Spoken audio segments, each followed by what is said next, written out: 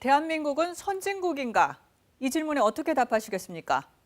경제 규모나 문화 수준으로 봤을 때는 이제 선진국 대열에 진입했다는데 큰 이견이 없습니다. 하지만 선진국이라기엔 부끄러운 1등이 있죠. 바로 산재 사망 OECD 1위 국가 대한민국입니다. 23년째 1위입니다. 매년 2,000명이 넘는 노동자가 일하러 나갔다가 목숨을 잃고 있습니다. 우리나라의 노동자 10,000명당 사고 사망자 수는 영국과 독일의 5배, 또 일본의 3.5배에 이릅니다. KBS가 일하다 죽지 않게 연속 보도를 시작한 지 내일이면 6달이 됩니다. 하지만 여전히 일터에서 숨지는 노동자는 줄지 않고 있습니다. 산재 사망 1위, 이 부끄러운 기록을 언제까지 두고 봐야 할까요? KBS는 이번 한 주를 산업안전 집중 편성 주간으로 정해 다시 진지하게 이 질문을 던지려고 합니다. 오늘 첫 순서로 노동 현장에서 되풀이되고 있는 산업재해와 또 솜방망이 처벌 실태를 짚어보겠습니다. 먼저 정유진 기자입니다. 3명의 사망자를 낸 포스코 광양제철소 폭발 사고. 펑펑 하는 큰 소리가 들려가지고 보니까 연기가 나오더라고요. 그때가 4시 1분. 불꽃같이 나고요. 정말 시커먼 연기가 많이 나오죠. 지난해 12월에도 비슷한 폭발로 이곳에서 5명이 다쳤습니다.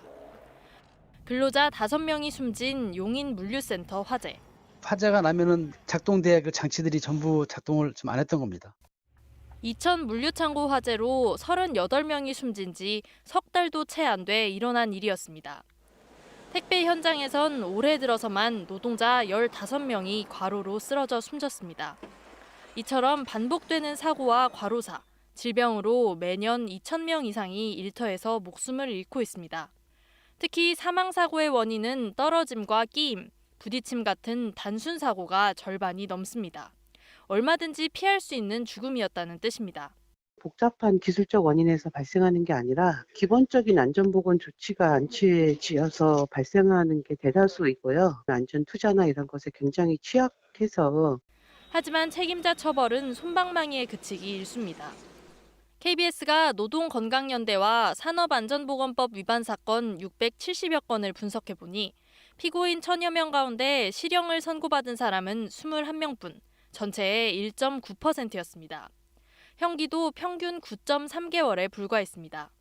기업하는 사람도 불쌍하니까 어느 정도 경감해주자라고 하는데 실질적으로는 사실 기업 범죄의 관점에서 접근하는 게 맞아요. 이 때문에 산재 사고가 났을 때 사업주 처벌을 강화하자는 법도 발의됐지만 처리될지는 미지수입니다. 노동자들은 안전하게 일할 권리를 외치며 오늘도 거리로 나서고 있습니다. 저희가 제대로 점검을 못하면 지금 어디서 터질지는 모르는 거지 않습니까? 우리의 안전이 시민의 안전입니다. KBS 뉴스 정유진입니다.